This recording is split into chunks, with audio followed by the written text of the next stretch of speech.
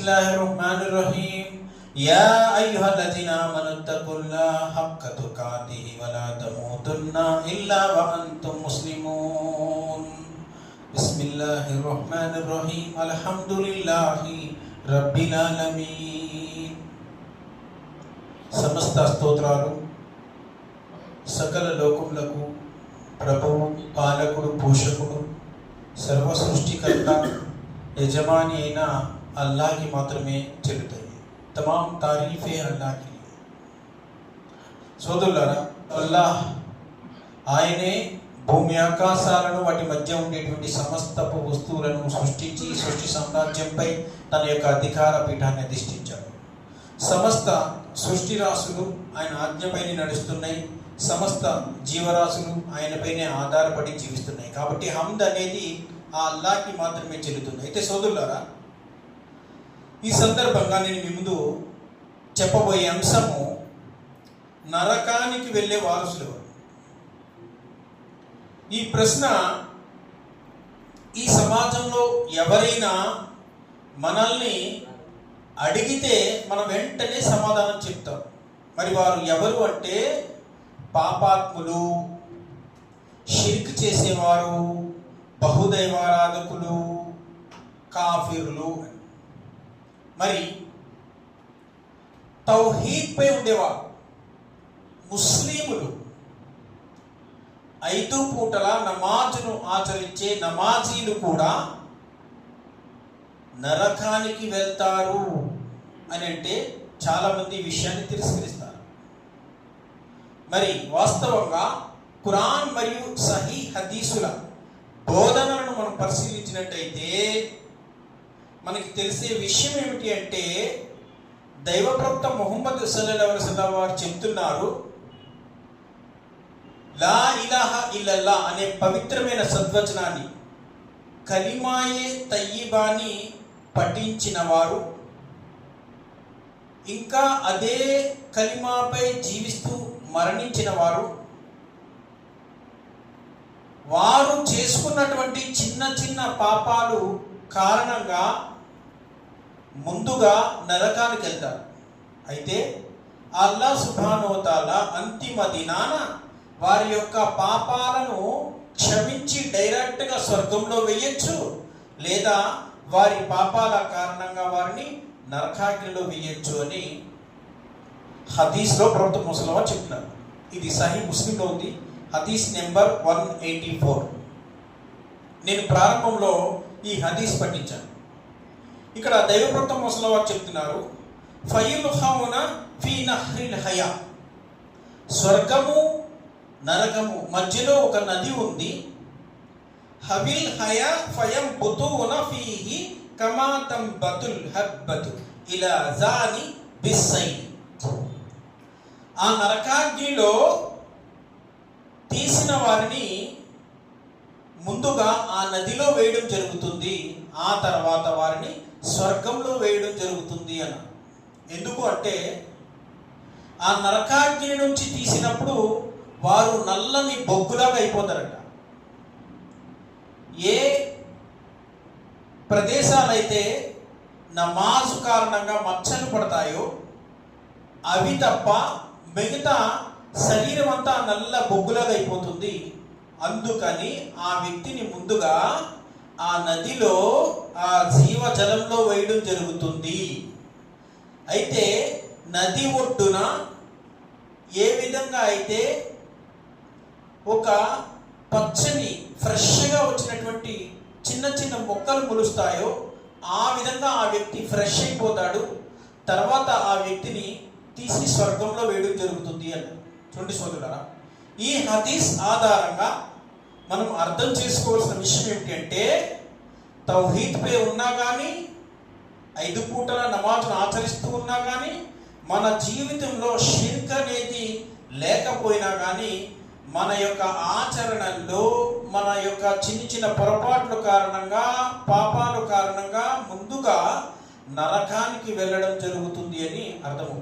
కాబట్టి సోదరులారా, అల్లాహ్ సుబ్హానహు వ తఆలాతో దువా ఏంటంటే, ఓ అల్లాహ్, ఆ అంతిమ దినాన మా యొక్క చిన్ని చిన్ని పాపాలు లోపాలను నీ యొక్క కారుణ్యంతో మమ్మల్ని క్షమించి డైరెక్ట్గా జన్నత్ యొక్క సౌభాగ్యం ప్రసాదించు. ఆమీన్. సోదరులారా, మరి అలా తౌహీద్ పై ఉండి కూడా నరకానికి వెళ్ళేవారు ఎంతమంది అంటే ఖురాన్ మరియు సహీ హదీసుల్లో చెప్పబడి ఉన్నాయి. అనేక మంది గురించి చెప్పబడి ఉన్నాయి. ముందుగా జకాత్ ఎవరి వారి గురించి చెప్పబడి ఉంది. మనకి తెలుసు, జకాత్ ఎవరి వద్ద అయితే 85 గ్రాముల బంగారం ఉందో, అదేవిధంగా 595 గ్రాముల వెండి ఉందో, లేదా దాని సమానమైన డబ్బు ఉందో. చూడండి, 595 గ్రాముల సమానమైన డబ్బు అంటే ఈరోజు మనం లెక్క పెడితే గ్రాముకి 300 ఉంది. అంటే సుమారు 1,80,000 ఎవరి వద్ద అయితే ఆ డబ్బు ధనం ఉందో, అది కూడా ఒక సంవత్సరం నిలవై ఉందో, వారు ఖచ్చితంగా జకాతు తీయవలసింది. ఖచ్చితంగా జకాతు తీయవలసింది. మరి ఈ జకాత్ ధనంపై, బంగారంపై, వెండిపై, పశువులపై, వాహనాలపై, ఇంకా పంట పొలాలపై వచ్చే ఆదాయంపై, వీటన్నిటిపై దాని పరిమాణంలో తీయాలి అని దీనికి ఒక లెక్క పెట్టబడి ఉంది. ఆ ప్రకారం తీయాలి. మరి ఎంతమంది తీస్తున్నారు అంటే సోదరులారా, చాలా మంది ఈ విషయంలో, జకాత్ తీసే విషయంలో చాలా మంది నిర్లక్ష్యం వహిస్తారు. చాలా మంది ఉండి కూడా తీరు, చాలా మంది తీసిన దాని పరిమాణంలో తీరు. అందుకు అత్యధికంగా అంతిమ దినాన నరకంలో వేయబడతారని హదీసులు చెప్తున్నారు. అంటే గ్రహించండి సోదరులారా, మరి ఇవి ఎవరికి ఇవ్వాలి? అల్లాహ్ ఖురాన్లో చెప్తున్నాడు, సూరా తౌబా ఆయత్ నంబర్ 60. మనం పరిశీలించినట్టయితే సుమారు 8 రకాల వ్యక్తుల గురించి అల్లాహ్ చెప్తున్నాడు. అగత్యపరులు, అభాగ్యులు, ఇంకా బానిసలు, ఇంకా జకాత్ వసూలు చేయడానికి నియమించబడిన వారు, ముసాఫీర్లు, ఇంకా మెడలు తాకట్టు పెట్టేవారు, ఇలా 8 మంది సుమారు వారి గురించి చెప్పడం జరిగింది. అల్హమ్దులిల్లా, వీరికి జకాత్ ఇవ్వాలి. అయితే చాలా మంది రమజాన్లో షోకాల్డ్ వక్తలు వస్తారు, మీ జకాత్ మాకు ఇవ్వండి, మీ జకాత్ మాకు ఇవ్వండి, మేము ఇలా ఖర్చు పెడతాం, అలా ఖర్చు పెడతాం అంటారు. ఉలమా చెప్తున్నారు, మీ జకాత్ మీ చేతులతో మీరే ఖర్చు పెట్టాలి. అల్హమ్దులిల్లా, దానికి పుణ్యఫలం దొరుకుతుంది.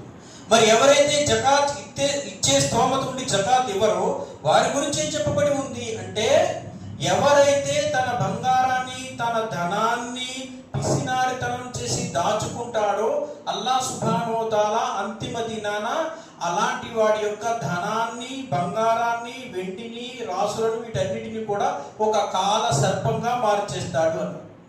మరి అది వాడిని చుట్టుకుని, వాడి యొక్క 2 దవడలు పట్టుకుని చిప్పుతూ ఉంటుంది, నేను నీ బంగారాన్ని, నీ ధనాన్ని. ఈ విధంగా వాడికి అక్కడ శిక్ష పడుతుంది. ఆ తర్వాత వాడిని నరకాగ్నిలో వేయడం జరుగుతుంది అన్నారు. గ్రహించండి సోదరులారా, ఇలాంటి వారు అంతిమ దినాన అనేక మంది వేయబడతారు. ఒక రకం ప్రజలు. రెండవ రకం ప్రజలు ఎవరు? తల్లిదండ్రుల పట్ల అవిధేయత చూపేవారు అని చెప్పబడి. దీని గురించి దైవప్రవక్త మొసలు వారు చెప్తున్నారు హదీసుల్లో, లా యదఖులుల్ జన్న, లా యదఖులుల్ జన్న, ఆ వ్యక్తి స్వర్గానికి వెళ్ళడు అన్నారు. సహచరులు అడిగారు, ఓ దైవ ప్రవక్త, ఆ వ్యక్తి ఎవరు? అల్లహలి వాలిదై, తల్లిదండ్రుల పట్ల అవిధేయత చూపేవాడు. మరి తల్లిదండ్రుల పట్ల అవిధేయత అంటే ఏంటి? హజరత్ అబ్దుల్లా బిన్ ఉమర్ రజియల్లాహు అన్హు వారు చెప్తున్నారు, అల్ బుఖా మిన్ హుకూకుల్ వాలిదై, అల్ బుఖా మిన్ హుకూకుల్ వాలిదై, మీ వల్ల, మీ కారణంగా మీ తల్లిదండ్రులు ఏడుస్తున్నారు, అంతే అవిధేయత అంటే అన్నారు. చూడండి సోదరులారా, చాలా సింపుల్గా ఒకే ఒక మాటలో చెప్పేశారు, మీ కారణంగా మీ తల్లిదండ్రులు ఏడుస్తున్నారు, అంతే అవిధేయత అంటే. మరి ఈ సమాజంలో ఎంతమంది తన సంతానం కోసం, సంతానం వల్ల తల్లిదండ్రులు ఏడుస్తున్నారు? ఒకసారి పరిశీలన చేసి మనం చాలా మందిని చూస్తూ ఉంటాం ఈ సమాజంలో.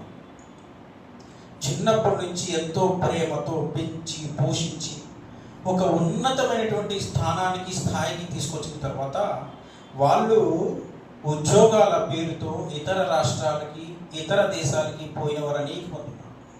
మరి వాళ్ళ కోసం తల్లిదండ్రులు ఎదురు చూసి ఒకరి తర్వాత ఒకరు ముసలి వాళ్ళు అయిపోయి ఒకరి తర్వాత ఒకరు చనిపోయిన వారు ఎంతో మంది ఉన్నారు.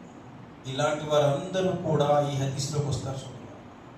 తల్లిదండ్రుల పట్ల విధేయత చూపే హదీస్లోకి వస్తారు.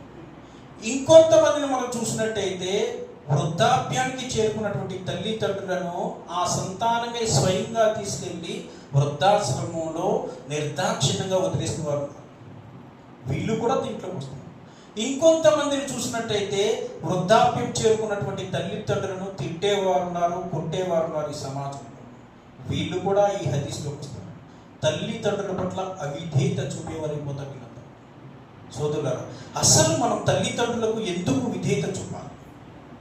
ఎందుకు వారికి కృతజ్ఞత తెలపాలి? ఈ విషయాన్ని ఖురాన్ చూపిస్తుంది. ఖురాన్లో సూరే లుక్మాన్ 31వ అధ్యాయం ఆయత నంబర్ 14 చూడండి. అల్లా చాలా స్పష్టంగా అసలు తల్లిదండ్రులకు మనం ఎందుకు కృతజ్ఞత తెలపాలి చెప్పండి. వవస్సైనల్ ఇన్సాన బివాలిదైహి హమలతుహు ఉమ్ముహు వహనన్ అలా వహనన్ వఫిసాలుహు అనిష్కుర్ లివలివాలిదైక ఇలయ్యల్ మసీర్. అతని తల్లిదండ్రులపై గట్టిగా తాకీదు చేయడం జరిగింది. అతని తల్లి నవమాసాలు మోసింది, తన గర్భంలో మోసింది. అతను పాలు విడిచిపెట్టడానికి 2 సంవత్సరముల కాలం పట్టింది. కనుక ఓ మానవుడా, నీ తల్లి నిన్ను ప్రయాసపై ప్రయాసము, సహనంపై సహనాన్ని గురిచేసి నిన్ను మోసినందుకు గాను 2 సంవత్సరములు నీకు పాలు పట్టినందుకు గాను ముందుగా నువ్వు నీ ప్రభువుకి కృతజ్ఞత తెలుపు, ఆ తర్వాత నీ తల్లిదండ్రులకు కృతజ్ఞత తెలుపు అంటాడు. చాలా స్పష్టంగా అర్థమయ్యే విధంగా అల్లాహ్ సుబ్హానహు వ తఆలా ఇక్కడ చెప్తాడు. తల్లిదండ్రులకు మనం ఎందుకు కృతజ్ఞత చెప్పాలి? విధేయులు ఎందుకు ఉండాలి? నిన్ను మోసినందుకు తన గర్భంలో నిన్ను మోసింది అంటాడు అల్లాహ్. 2 సంవత్సరంలో నీకు పాలు పట్టింది. నిన్ను మొయ్యకుండా నీకు పాలు పట్టకుండా ఉంటే నువ్వు ఉండేవాడు కాదు కదా. అందుకే అల్లాహ్ సుబ్హానహు వ తఆలా అల్హమ్దులిల్లాహ్ అందుకు గాను నువ్వు కృతజ్ఞత తెలపాలి, విధేయుడే ఉండాలి. అల్లాహ్ చూడండి సోదరు. అదేవిధంగా అల్లాహ్ సుబ్హానహు వ తఆలా ఖురాన్ మజీద్లో సూరా బనీ ఇస్రాయిల్ 17వ అధ్యాయం ఆయత నంబర్ 23 మనం పరిశీలించినట్టయితే సంతానంగా తల్లిదండ్రుల పట్ల మన బాధ్యత ఎలా ఉండాలి అలా చెప్పండి. ఇమ్మా యబ్లుగన్న ఇందకల్ కిబర అహదహుమా ఔ కిరాహుమా ఫలా తకుల్ లహుమా ఉఫ్ అంటాడు. నీ సమక్షంలో వారిలో ఒకరు గాని ఇద్దరు గాని వృద్ధాప్యానికి చేరుకుని ఉంటే నువ్వు వారి ముందు ఉహ్ అని కూడా అనొద్దు. నువ్వు వారి ముందు ఉహ్ అని కూడా అనొద్దు. కసురుకుంటూ మాట్లాడు. పైగా దయాభావంతో నువ్వు వారితో మాట్లాడు. కసురుకుంటూ మాట్లాడకు. పైగా మర్యాదగా మాట్లాడు. అనుకువ దయాభావం ఉట్టిపడే విధంగా నీ భుజాలను వారి ముందు వంచు. ఇంకా బాల్యంలో వారు నీ కొరకు ఎలాంటి ప్రేమానుగ్రహాలు చూపించారో అదే విధంగా నువ్వు కూడా ఆ అల్లాతో దువా చెయ్యి. ఓ అల్లా, బాల్యంలో నాపై నా తల్లిదండ్రులు ఎలాంటి ప్రేమానుగ్రహాలు చూపించారో అదే విధంగా నువ్వు కూడా వారిపై దయ చూపు.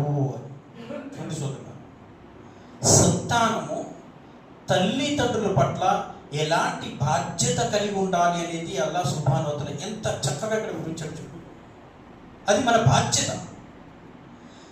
ఏ విధంగా అయితే అల్హమ్దులిల్లా అల్లాహ్ సుబ్హానహు వ తఆలా చెప్పిన విధంగా తల్లిదండ్రుల పట్ల విధేయత కలిగి ఉంటే అల్హమ్దులిల్లా, లేదంటే అలాంటి వారందరూ కూడా నరకానికి వెళ్ళిపోతారు. చూడండి సోదరులా, ఇది 2వ రకం ప్రజలు. మరి 3వది ఏంటి? అల్లాహ్ సుబ్హానహు వ తఆలా చెప్తున్నాడు, ఇరుగు పొరుగు వారిని ఇబ్బంది పెట్టడం. చూడండి సోదరులు, ఒక హదీస్ వస్తుంది. దైవప్రవక్త ముహమ్మద్ సల్లల్లాహు అలైహి వారి వద్దకు ఒక వ్యక్తి వచ్చి అడుగుతాడు, ఓ దైవ ప్రవక్త, ఒక స్త్రీ ఉంది, తౌహీద్పై ఉంది, 5 పూటల నమాజ్ ఆచరిస్తుంది, ఇంకా తహజ్జుద్ నమాజ్ కూడా చదువుతుంది, రంజాన్ నెల వస్తే 30 రోజులు ఉపవాసం పాటిస్తుంది, ఇంకా తన భర్తకి విధేయత చూపుతుంది. మరి ఇరుగు పొరుగు వద్ద జగడా చేస్తూ ఉంటుంది, ఫిత్నాలు లేపుతూ ఉంటుంది, వారితో మంచిగా ఉండదు. మరి ఈ స్త్రీ మరణిస్తే స్వర్గానికి వెళ్తుందా, నరకానికి వెళ్తుందా?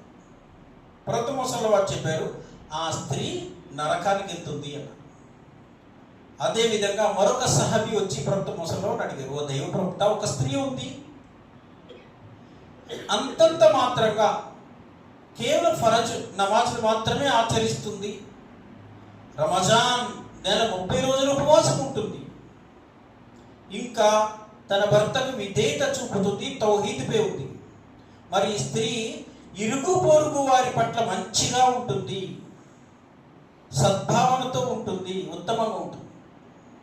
మరి ఈ స్త్రీ స్వర్గానికి వెళ్తుందా, నరకానికి వెళ్తుందా అంటే ఈ స్త్రీ స్వర్గానికి వెళ్తుంది అన్న. ఇక్కడ గమనించండి సోదరులారా, ముందుగా చెప్పబడిన స్త్రీ ఎక్కువ ఇబాదత్ చేస్తుంది, తహజ్జుద్ కూడా చేస్తుంది, కానీ నరకానికి వెళ్తుంది. తర్వాత చెప్పబడిన స్త్రీ అంతంత మాత్రమే ఇబాదత్ చేస్తుంది, స్వర్గానికి వెళ్తుంది. ఏంటి కారణం? ఇరుగు పొరుగు వారిని ఇబ్బంది పెట్టడమే కారణం. కాబట్టి సోదరులారా, ఎవరైతే ఇరుగు పొరుగు వారిని ఇబ్బంది పెడతారో వారి సత్కార్యాలు వృధా అయిపోతాయి, నరకానికి వెళ్తారు అని ఈ హదీస్ ద్వారా మనకు అర్థమవుతుంది.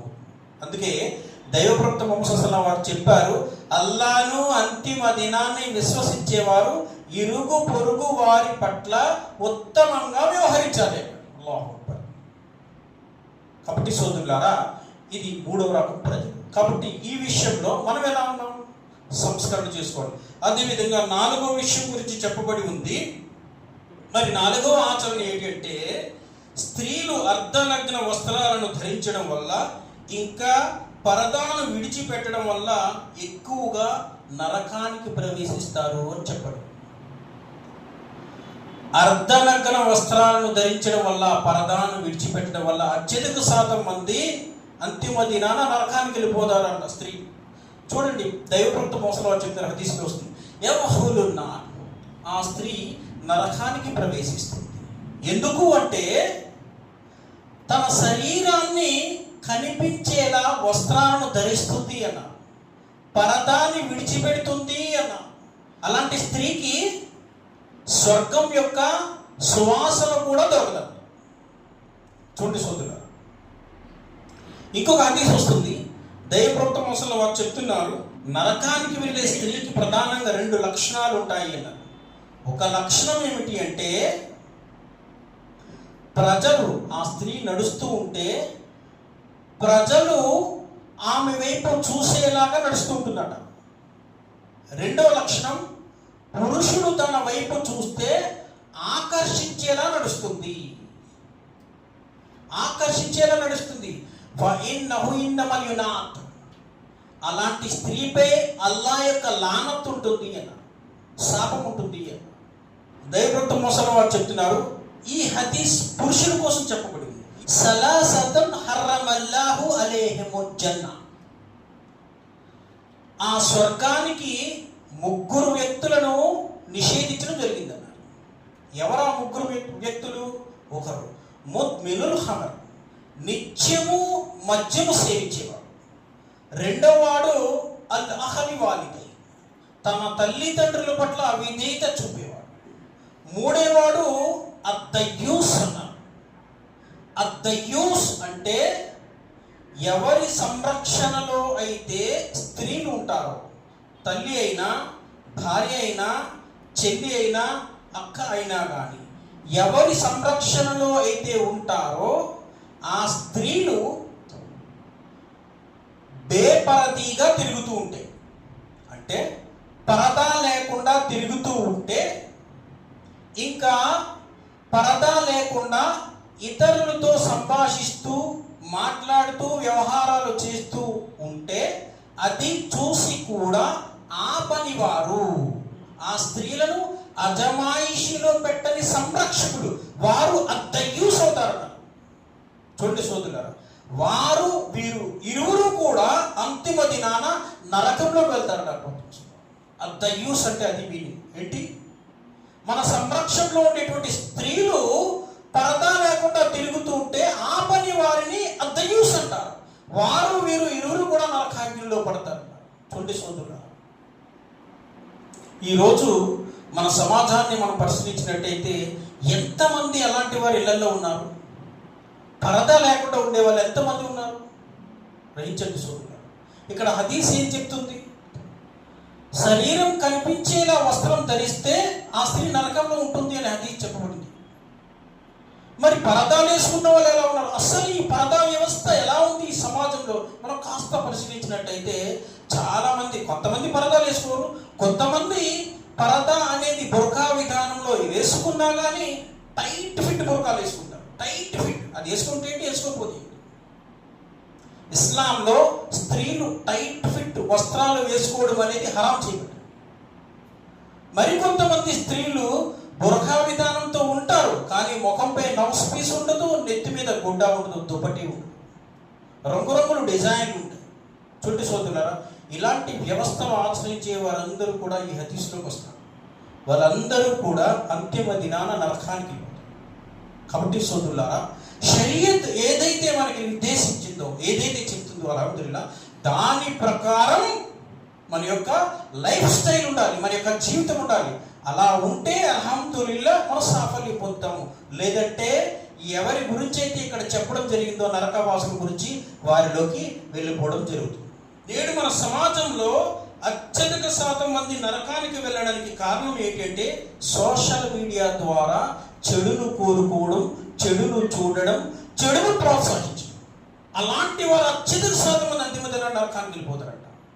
చూడండి సోదరులారా, ఈరోజు మనం పరిశీలించినట్టయితే తెల్లవారి లేచి పడుకునేంత వరకు ప్రతి ఒక్కరు కూడా తన యొక్క మొబైల్స్లో ఫేస్బుక్, వాట్సాప్, ఇన్స్టాగ్రామ్, ఇంకా చాలా ఉన్నాయి కదా, వీటన్నిటిలోనూ కూడా ప్రజలు చెడే చూస్తున్నారు, చెడు వైపే ఉన్నారు, ఇంకా చెడులోనే నిమగ్నమై ఉన్నారు అని చెప్పచ్చు. ఎక్కువగా ఎవరు అంటే యూత్, కుర్రోళ్ళు, యూత్ అత్యంత ఎక్కువ ఈ యొక్క మీడియా ద్వారా చెడు మార్గాన్ని పట్టిస్తున్నారు. గ్రహించండి సోదరులారా, ఇలాంటి వారందరూ కూడా సోషల్ మీడియాలో చెడును ప్రోత్సహించేవారు. ఎందుకంటే ఈ చెడు అనేది మనకి తెలిసి తెలియకుండా వచ్చేటువంటి ఒక్క విషయాన్ని మనం షేర్ చేయడం వల్ల ఆ విషయంలో ఆ వ్యక్తి గుమరా అయిపోతే, మునాఫిక్ అయిపోతే, ఆ వ్యక్తి తన జీవితకాలం మొత్తం ఎంతైతే పాపం చేస్తాడో ఈ షేర్ చేసినటువంటి వ్యక్తిగా పాపం వస్తుంది, తద్వారా గుమరైపోతుంది. కాబట్టి సోదరులారా, మనం ఈ సోషల్ మీడియాని మంచిగా ఉపయోగించాలి, చెడుకు ఉపయోగిస్తే నాశనం అయిపోతారని ఉలమా చెప్తున్నారు. ఇంకా ఈ సోషల్ మీడియాలో అత్యంత ఎక్కువగా ప్రజలు ఏ కారణంగా పాడైపోతున్నారు అంటే పాటలు, సంగీతము, డాన్స్, ఇంకా ఏవైతే ఉన్నాయో వీటి ద్వారా. ఇస్లాం వీటిని నిషేధించింది సోదరుల. షరియత్ ఏదైతే మనకి ఉపయోగించేలా చెప్పిందో వాటిని ఉపయోగంలో ఉంచుకోవాలి. ఉపయోగం లేకుండా అది హరామైందో దాని వైపు వెళ్తే ఆ హరాం కాస్త జహన్నం వైపు తీసుకుపోతుంది అని మన ఉలమా చెప్తున్నారు. ఇంకా అల్లాహ్ స్వయంగా చెప్తున్నాడు ఇమాట, ఇన్నల్లజీన యుహిబ్బూన అన్ తషియల్ ఫాహిషత్ ఫిల్లజీన ఆమను లహుం అజాబున్ అలీం ఫిద్ దున్యా వల్ ఆఖిరత్ వల్లాహు యఅలం వ అంతుం లా తఅలమూన్. ముస్లింలలో అశ్లీలత, చెడు వ్యాపించాలని కోరుకునే వారికి ప్రపంచంలోనూ పరలోకంలోనూ వ్యధాభరితమైనటువంటి శిక్ష ఉంది, యాతన ఉంది. అల్లాహ్కి అంతా తెలుసు, కానీ మీకు ఏమీ తెలియదు. చూడండి సోదరులు, ఈ ఫాహిషత్ అంటే అశ్లీలతను, చెడును వ్యాపింపచేయడం. ఈ ఫాహిషత్ అనే పదాన్ని ఖురాన్ చెప్తుంది ఒక్కో సందర్భంలో వ్యభిచారం. చూడండి సోదరులు, అశ్లీలత వ్యాపించే విషయాల్ని షేర్ చేయడం వల్ల అది కూడా వ్యభిచారం అయిపోతుంది. ఎందుకంటే వ్యభిచారము 70 శాఖల్లో ఉంది అన్న. 70 శాఖల్లో కంటితో చూడడం వల్ల, చేతులతో చేయడం వల్ల, కాళ్ళతో, హృదయంతో, ఆలోచనల ద్వారా, చెవి వినడం వల్ల, ఇలా 70 శాఖలు. కాబట్టి ఎవరైతే వీటి వైపు వెళ్ళిపోతారో వారందరూ కూడా ఈ హదీస్లోకి వస్తారు, ఆయతులకు వస్తారు. అల్లాహ్ సుబ్హానహు వ తఆలా వారిపై శిక్ష విధిస్తాడని చెప్పండి. కుల్లు ముసవ్విర్ ఫిన్నా, చిత్రాలు, బొమ్మలు గీసేవారు కూడా అంతిమ దినాన ఎక్కువ శాతం నరకానికి వెళ్ళిపోతారు. చిత్రాలు, బొమ్మలు. చిత్రం అంటే ఏంటండి? మన ఉలమా చెప్తున్నారు, మనం మొబైల్స్లో ఏ ఫోటో అయితే తీస్తామో అది కూడా చిత్రమే. ఫోటోలు కూడా చిత్రాలు, వీడియోలు కూడా చిత్రాలు. ఈ యొక్క హదీస్ను మనం పరిశీలిస్తే అందరూ వచ్చేస్తారు ఇందులో. కాబట్టి ఎవరు దీనికి వర్తిస్తారు? ఉలమా చెప్తున్నారు, ఎవరు దీనికి వర్తిస్తారు అంటే ఎవరైతే ఏదైనా ఒక ప్రాతిపదికన, అంటే గవర్నమెంట్ అవసరాల కోసం తీసుకున్నా కానీ, లేదా ప్రజా అవసరాల కోసం తీసుకున్నా కానీ, ఏదైనా ఒక సాక్ష్యం నిమిత్తం ఏదైనా వీడియో కానీ ఫోటో కానీ తీసుకున్నా కానీ, ఇలాంటి విషయాల్లో తీసుకోవచ్చు. షరియత్కి వ్యతిరేకంగా, రియాకారీ కోసం, ప్రదర్శన బుద్ధి కోసం ఎవరైనా ఫోటోలు, వీడియోలు వీటి తీసుకున్నా కానీ నరకానికి వెళ్ళిపోతారని చెప్పండి. ఇలా చెప్పుకుంటూ పోతే అనేక మంది వస్తారు సోదరులు. వడ్డీ వ్యాపారం చేసేవారు నరకానికి వెళ్ళిపోతారు. ఇంకా మోసం చేసేవారు, అబద్ధాలు ఆడేవారు, తహరత్ సరిగ్గా పాటించకపోయిన నరకానికి వెళ్ళిపోతారు. వజూ సరిగ్గా చేయకపోయిన నరకానికి వెళ్ళిపోతారు. హదీస్లో చెప్పబడింది, వజూ ఎవరైతే తొందరగా చేస్తారో వజూ యొక్క భాగాలు ఎక్కడైతే తడవవో ఆ భాగాలు నరకాగ్నిలో కాలుతాయట. చూడండి సోదరులారా, ఇలా చాలా మంది నరకానికి వెళ్తారు. కాబట్టి ఇస్లాం అంటేనే అల్హమ్దులిల్లాహ్ క్రమశిక్షణతో వారి యొక్క జీవితాన్ని గడపాలి. అల్హమ్దులిల్లాహ్ అలాంటి వారు సాఫల్యం పొందుతారు. మిగతా వారందరూ కూడా ఏ విషయాల్లో అయితే షరియత్కి వ్యతిరేకంగా ఉన్నారో, అల్లాహ్ హుకుంకి వ్యతిరేకంగా ఉన్నారో, ప్రవక్త ముహమ్మద్ వారి యొక్క ఇతాత్కి వ్యతిరేకంగా ఉన్నారో వారందరూ నరకానికి వెళ్తారు అని చెప్పబడింది. అయితే గ్రహించండి సోదరులారా, ఇంకా మనం పరిశీలించినట్టయితే రమజాన్ నెల ఎవరైతే తన జీవిత కాలంలో రమజాన్ నెల వచ్చి 30 రోజులు ఉపవాసం పాటించే శక్తి ఉండి కూడా పాటించలేదో వారి కూడా నరకానికి వెళ్తారు. దైవప్రవక్త ముహమ్మద్ వారు మొదటి మెంబర్ ఎక్కినప్పుడు ఆమీన్ అన్నారు, రెండో మెంబర్ ఎక్కినప్పుడు ఆమీన్ అన్నారు, మూడో మెట్టు ఎక్కినప్పుడు ఆమీన్ అన్నారు. మరి సహచరులు నమాజ్ అయిన తర్వాత దైవప్రవక్త ముహమ్మద్ వారిని అడిగారు, ఓ దైవప్రవక్త, మీరు మెంబర్ మెట్టు ఎక్కినప్పుడల్లా ఆమీన్ అన్నారు, ఏంటి కారణమని. ప్రవక్త ముహమ్మద్ వారు చెప్పారు, మొదటి మెంబర్ ఎక్కినప్పుడు జిబ్రీల్ అలైహిస్సలాం నా వద్దకు వచ్చారు. మొహమ్మద్ అని పేరు రాగానే మీపై దరూద్ పఠించాలి. అల్లాహుమ్మా సల్లి అలా ముహమ్మద్ వ అలా అలి ముహమ్మద్ అలా సల్లైత కమా సల్లైత అలా ఇబ్రాహీం వ అలా అలి ఇబ్రాహీం ఇన్నక హమీదుం మజీద్. అల్లాహుమ్మా బారిక్ అలా ముహమ్మద్ వ అలా అలి ముహమ్మద్ కమా బారక్త అలా ఇబ్రాహీం వ అలా అలి ఇబ్రాహీం ఇన్నక హమీదుం మజీద్. లేదా సల్లల్లాహు అలైహి వసల్లం అని చెప్పాలి, లేదంటే వారు వినాశనమవుగాక అన్నారు. దైవప్రవక్త ముహమ్మద్ వారు ఆమీన్ అన్నారు. మొహమ్మద్ అని రాగానే దరూద్ పఠించాలి, లేదా నోటితో సల్లల్లాహు అలైహి వసల్లం అన్న చెప్పాలి. మరి ఏం చెప్తున్నారు? ఇక్కడ చాలా మంది కూర్చున్నారు, ఒకరి నోటని కూడా నేను కనిపించట్లేదు. తర్వాత రెండో మెంబర్ ఎక్కినప్పుడు వృద్ధాప్యంలో ఉండేటువంటి తల్లిదండ్రులకు ఎవరైతే సేవ చేసి సర్వీస్ చేసి సాఫల్యం పొందలేదో వారు వినాశనమవుగాక అన్నారు. ప్రవక్త గారు ఆమీన్ అన్నారు. మూడవ మెంబర్ ఎక్కినప్పుడు ఎవరి జీవిత కాలంలో అయితే రమజాన్ వచ్చి కూడా దాన్ని పుణ్య ఫలాన్ని పొందలేదో వారు వినాశనమవుగాక అన్నారు. ప్రవక్త గారు ఆమీన్ అన్నారు. కాబట్టి సోదరులారా, రమజాన్ వచ్చినప్పుడు అల్హమ్దులిల్లాహ్ దాన్ని పుణ్య ఫలాన్ని పొందాలి. పొందకపోతే గుమ్మరా అయిపోతారు, వారు కూడా నరకానికి వెళ్ళిపోతారు. ప్రవక్త ముహమ్మద్ వారు చెప్పారు, రమజాన్ నెల ప్రారంభం కాగానే ఆకాశ ద్వారములు తిరుగుపడతాయి, నరక ద్వారములు మూయబడతాయి, తల బిరుసులైన శైతానులు బంధించబడతారు. అదేవిధంగా దైవప్రవక్త ముహమ్మద్ చెప్తున్నారు, ఆదాం సంతానం చేసుకున్నటువంటి సత్కార్యాలకి ఇక్కడ ఇంత అని పుణ్యఫలం దొరుకుతుంది, కానీ రమజాన్ యొక్క ఉపవాసానికి పుణ్యఫలం ఎక్కడా లిఖించబడలేదు. స్వయంగా అల్లాహ్ సుబ్హానహు వ తఆలా అంతిమ దినాన దాన్ని పుణ్యఫలం ప్రసాదిస్తారు. ఇంకా నరకానికి ఒక డాలు వంటిది ఉపవాసం అన్నారు. నరకానికి రక్షణ కవచం వంటిది ఉపవాసము అన్నారు. ప్రతి ముసలివారు చెప్పారు, ప్రతిరోజు కూడా రమజాన్లో ఇఫ్తార్ సమయంలో అల్లాహ్ సుబ్హానహు వ తఆలా అనేక మంది నరకవాసులకు విముక్తి కల్పిస్తాడు. అనేక మంది నరకవాసులు. కాబట్టి సోదరులారా, నేను అల్లాహ్తో దువా చేస్తున్నాను, ఓ అల్లాహ్ ఏ విషయాలైతే ఇక్కడ చెప్పడం జరిగిందో దీనిపై జ్ఞానాన్ని హాసిల్ చేసి అమలు చేసే భాగ్యం ప్రసాదించు. ఆమీన్. మరి అల్లాహ్ మేము ఏ విషయాల్లో అయితే నరకం నుంచి భయపడుతున్నామో ఆ నరకాన్ని మాకు శాశ్వతంగా దూరం చేయము. అంతిమ దినాన ఆ జన్నత్ యొక్క సౌభాగ్యాన్ని ప్రసాదించము. అంతిమ దినాన నువ్వు ఎవరినైతే అనుగ్రహిస్తావో, ఎవరిపై నీ యొక్క కారుణ్యం ఉంటుందో ఆ అనుగ్రహ మూర్తుల జాబితాలో కారుణ్యం ఉండే ప్రదేశంలో మమ్మల్ని అందరినీ కూడా ఉండే భాగ్యాన్ని ప్రసాదించము. ఆమీన్ సుమ ఆమీన్. వాఖిర్ దావనా అనిల్ హమ్దులిల్లాహి రబ్బిల్ ఆలమీన్.